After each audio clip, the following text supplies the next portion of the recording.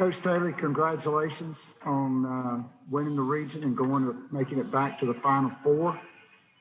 Can you just talk about the journey for this team, and in particular to see players put it all together, like Zia Cook, who's had her ups and downs, to be the regional most outstanding player, and then Letitia Ami here with her knee injuries, to just have a tremendous regional as well and make the all-region team. I mean, how does that make you feel as a coach? Because I know you've said in the past you're a dream merchant. To see these young players' dreams coming true on the big stage with still so much more out there. I mean, young people are incredibly resilient. We happen to, luck up on some great ones, and all the players that you mentioned. They don't come, fully wrapped, properly. That is what college is for. That is what, college is a training ground for them understanding what they need to do to be successful. And sometimes being successful, you got to go through some things. You got to go through some things personally, individually. Sometimes that's packed, with an injury or two. I'm really super proud of LA for how she just stayed the course. She never got rattled. She just stayed the course. Zia, I saw some of the social media posts that people were talking about Zia. And, some of the shots she took throughout the season. You can't shut a player down like Zia. Like, as a coach, you can't just say, don't shoot the ball. Don't. You have to teach her along the way, how to be more deliberate, how to trim the fat off of her game. So she's in a position to do what she did for us on the biggest stage. But every single one of our players have gone through something, and our coaches. And they probably don't want me to say this, but I'm going to say it. But we're not going to, we had an assistant coach lose her mother while being in this bubble. We've had, we've had a player lose her uncle the other day. And it would have been very easy for them to just say, family's first. I got to go home. I got to leave this bubble. But the sacrifice, the resiliency. We got another one that's going through cancer treatments. So, but they all are able to just put things to the side, focus on the task at hand, and then pick it up when we're done what we're doing. So that's the commitment that young people have, and people really don't know that they're going through those things, but they handle them with so much class. And I am just incredibly proud of them. I'm glad I'm part of their village, because they are, some of the, aside from being great basketball players, they are super great people. They don't give us any issues. If they do give us issues, we talk it out. We don't hold grudges. We just handle it and we move on. And they are incredibly strong for being able to handle all of that. And to perform the way they need to perform. I do think we are mentally tough. And I question that, from time to time. But when they're able to tangibly do what they did today, they made huge strides. And that's all we were trying to do throughout the season, is get them to a point where we can compete for a national championship. And then all the other stuff, those are great lessons that we can look back on and say, hey, if another teammate's going through that, we did this, we corrected it, and we moved on and checked off one of our goals. All right. We'll next go to Chantel Jennings with The Athletic. Chantel, you can unmute yourself. Hey, Don, this is Chantel Jennings with The Athletic. When you took over at South Carolina, they hadn't been to the NCAA tournament in 5 years. You're now taking this team to its third Final Four in the last 6 postseasons. I'm just curious, when you got to Columbia, like, did you have a timeline for establishing this level of success and this expectation, or is that something you just can't even sort of have a concrete timeline or even a general timeline for? Well, when I came to South Carolina, I was used to just winning, to be quite honest. And then when I came here, I thought we would just do the same thing: work hard. The future fruits of your labor will produce success. And it was the opposite, the other end of the spectrum, where I don't know if I was patient enough. Obviously, I thought we could get it turned around in, at least 3 years. And then, our AD, Eric Hyman, was like, it's going, it was more like he said 3 to 4 years. And I was like, looking at him like, you must not know me.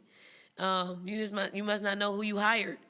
But he knew more than I did in what was here at South Carolina, the type of players that were here. And I know they would think differently, and I know they think differently now that they've seen how this program has grown. They weren't, they didn't want to be pros. They wanted to be something else. They wanted to impact the world in other professions in life, and basketball was a byproduct of that.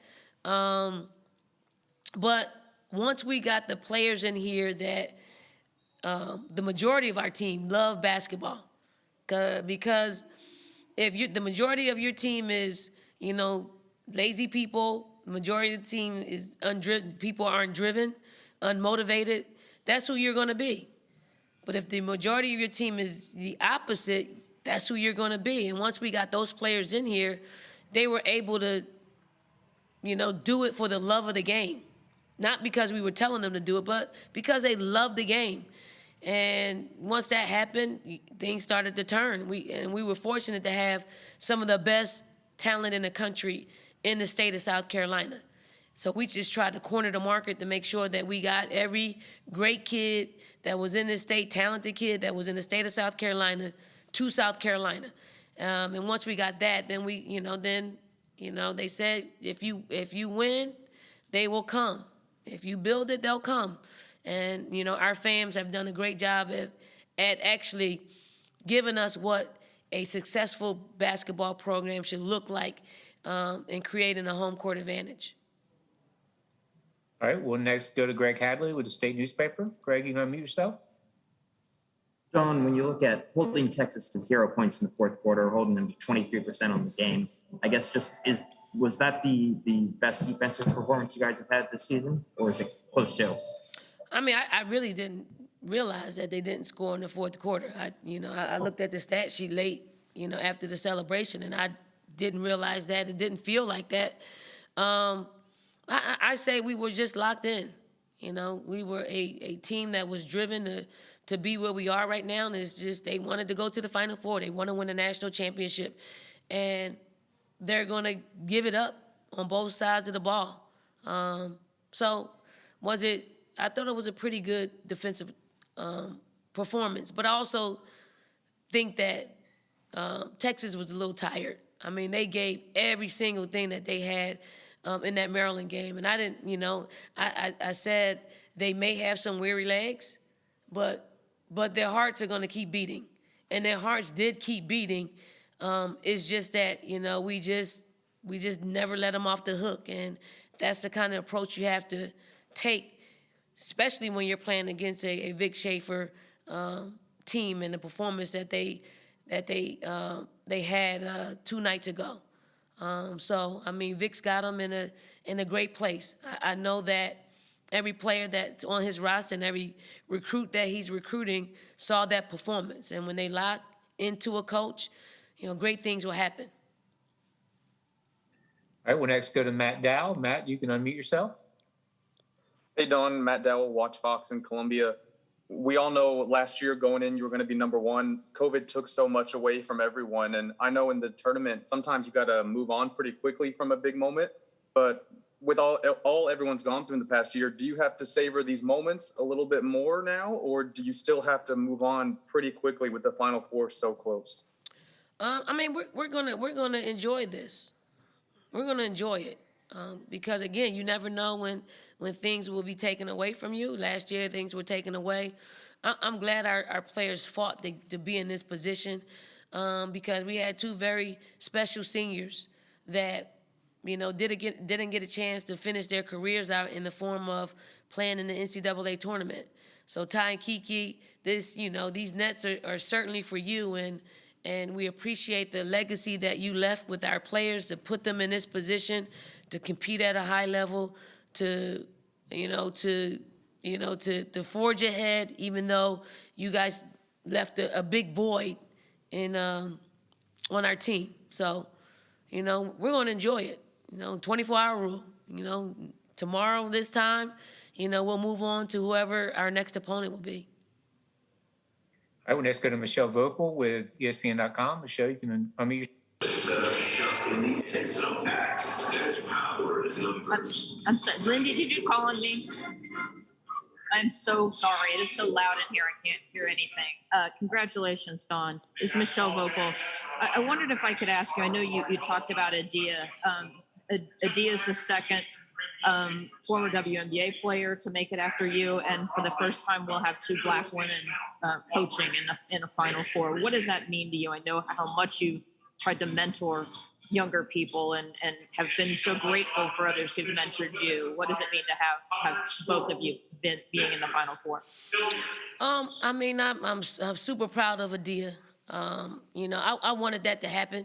I was cheering for her to get it done. And it's not, not for any other reason besides, us being represented at the biggest stage of women's college basketball. And that's because, there's so many Black coaches out there that don't get opportunity.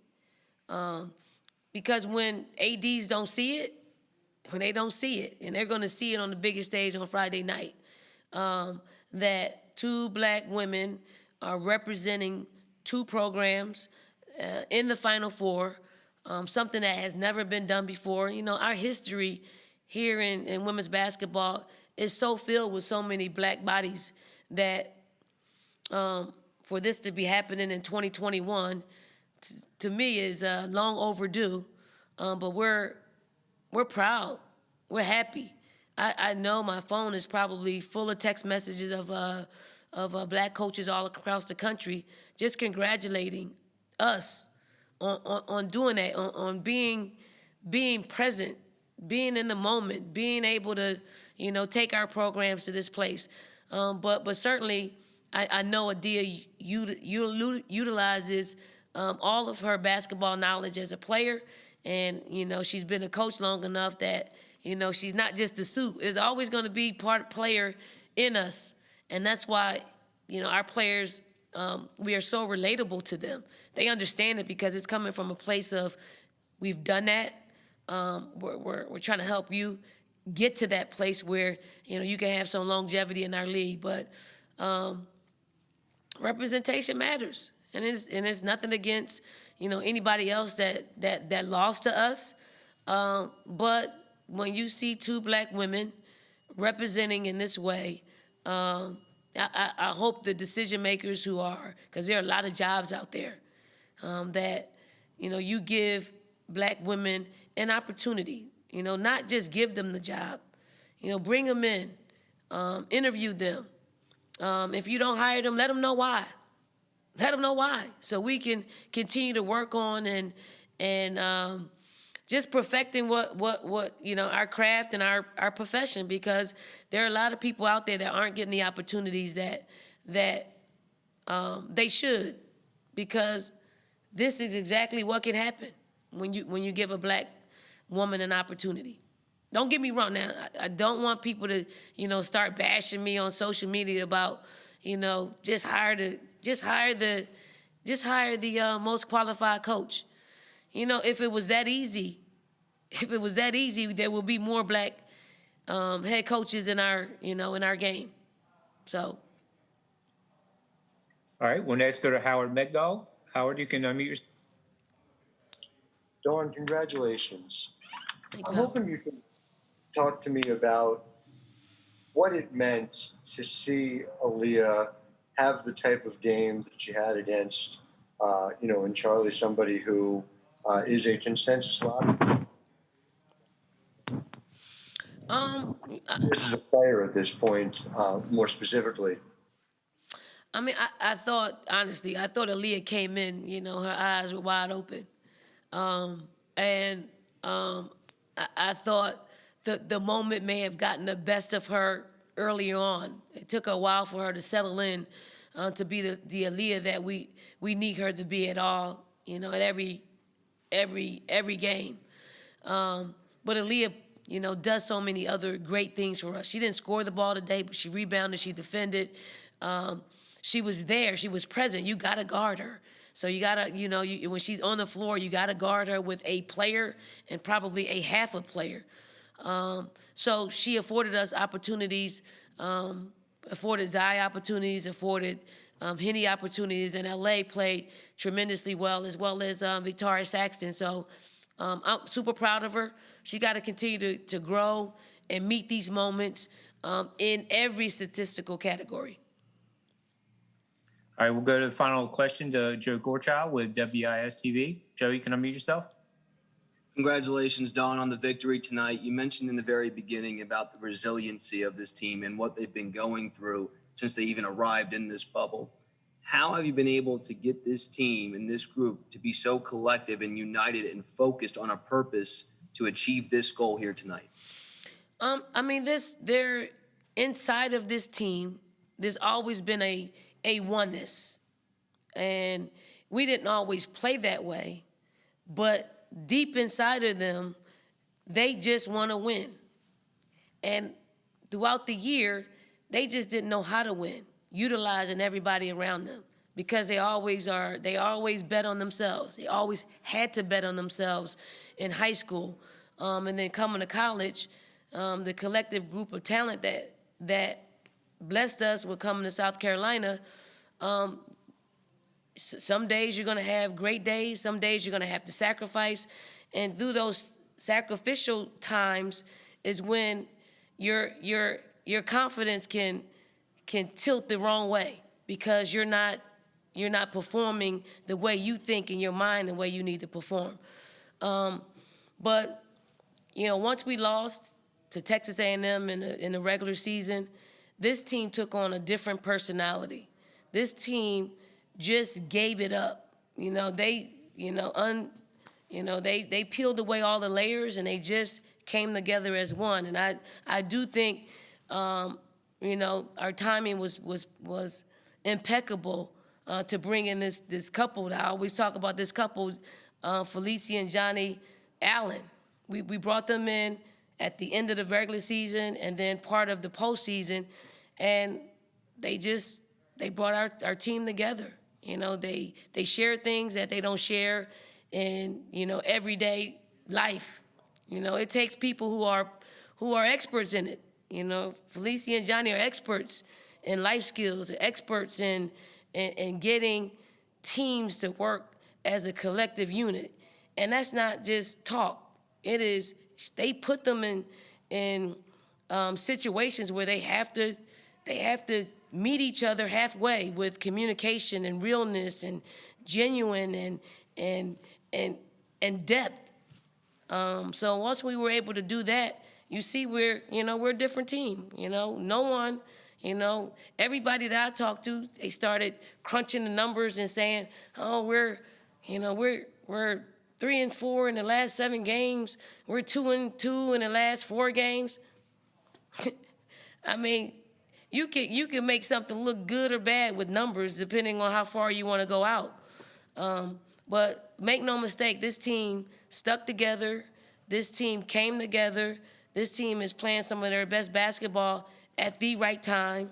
And for all the people that doubted this moment, you can come on back. We always got room on the bandwagon for you.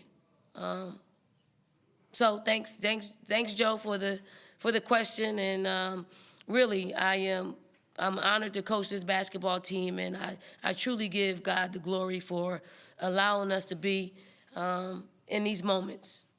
So, is that it? That's it. Thank you so much for your time, Coach Staley. Thank you.